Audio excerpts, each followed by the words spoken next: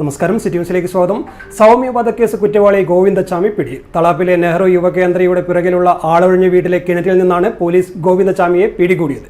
ശേഷം സ്റ്റേഷനിലേക്ക് കൊണ്ടുപോയി. കൂടുതൽ കാര്യങ്ങൾ വൈകാതെ പങ്കുവയ്ക്കാമെന്നും സിറ്റി പോലീസ് കമ്മീഷണർ പ്രതികരിച്ചു. പുലർച്ചെ ജയിലിൽ നിന്നും രക്ഷപ്പെട്ട ഗോവിന്ദച്ചാമിയെ മണിക്കൂറുകൾക്കുള്ളിൽ നാട്ടുകാരുടെ സഹായത്തോടെയാണ് പോലീസ് വലയിലാക്കിയത്. പുലർച്ചെ 1:15 ഗോവിന്ദച്ചാമി ജയിൽ ചാടിയത്. അതീവ സുരക്ഷാ ജയിലിന്റെ സെല്ലിന്റെ കമ്പികൾ മുറിച്ചു മാറ്റിയാണ് പുറത്തേക്ക് കടന്നത്.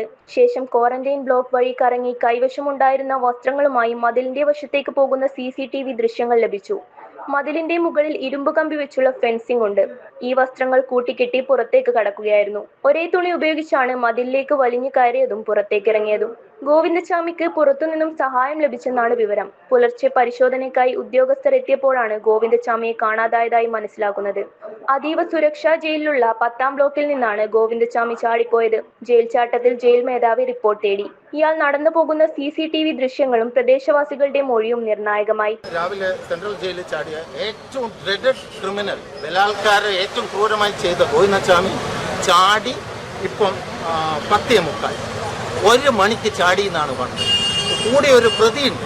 എന്നിട്ട് ഗ്രില്ല് മുറിക്കുന്ന കണ്ടിട്ടില്ല. സെൻട്രൽ ജയിലിൽ ഒന്നും മാത്രം പറയാം, സെൻട്രൽ ജയിലിൽ ആദ്യം ഒരു വാളുണ്ട്, അതും കടന്ന് രണ്ടാമത്തെ വാളിൽ 12 അടി ആ ഇലക്ട്രിക് ലൈനിന്റെ ഉയരത്തിൽ ഇലക്ട്രിക് ഫെൻസ് ചെയ്ത വാളിൽ ഇലക്ട്രിസിറ്റി ഇല്ല.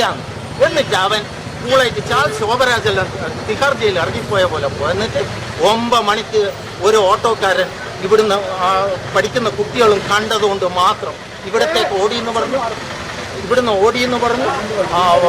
ഓടിയെ കണ്ട് ആ വീടാണ് പണി തീരാത്ത വീട്. അവിടെയെല്ലാം അരിച്ചു പെറുക്കി ഈ 1.5 മണിക്കൂർ പോലീസ് കണ്ടില്ല അവനെ. വീണ്ടും അതന്നെ നായും പോയത് ആ വീട്ടിൻ്റെ അടുത്തേക്കാണ് ഡോഗുകൾ. ഇത് അവസാനം 1 മണിക്കൂർ കഴിഞ്ഞപ്പോൾ ആർക്കും സംശയം തോന്നി ആ പോലീസിന്. കിണറ്റിൽ നോക്കുമ്പോൾ കിണറ്റിൽ ഈ ഒരു കയ്യൻ പിടിച്ചു നിന്നിട്ട് ആരെയോ വെയിറ്റ് ചെയ്യുന്ന പോലെ. ഓന് കൃത്യമായ നിലപാടുണ്ട്, ആരിലോ ഇതിന് സഹായമുണ്ട്. അവൻ ആരെയോ വെയിറ്റ് ചെയ്യുന്ന പോലെ തന്നെയാണ് ഉള്ളത്. പോലീസ് പക്ഷെ പിടിച്ചത് ഈ കണ്ണൂരിനല്ല, ഈ തളാപ്പേരിയിലുള്ള ഞങ്ങൾക്കല്ല, കേരളത്തിനും ഇന്ത്യക്കും മുഴുവൻ ഒരു മാഫിയ കിങ്ങാണ് ഇവൻ.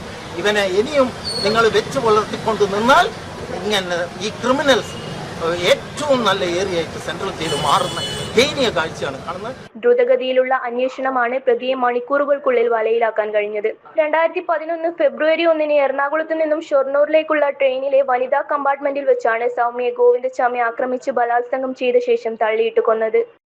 കൂടുതൽ വാർത്തകൾ അറിയാൻ സിറ്റി ചാനൽ വാട്സ്ആപ്പ് ഗ്രൂപ്പിൽ ജോയിൻ ചെയ്യുക. ഒപ്പം YouTube ചാനൽ സന്ദർശിക്കുക. വാർത്തയുടെ അവസാനിക്കുന്നില്ല. മറ്റൊരു വാർത്തയുമായി വീണ്ടും കാണാം. നമസ്കാരം.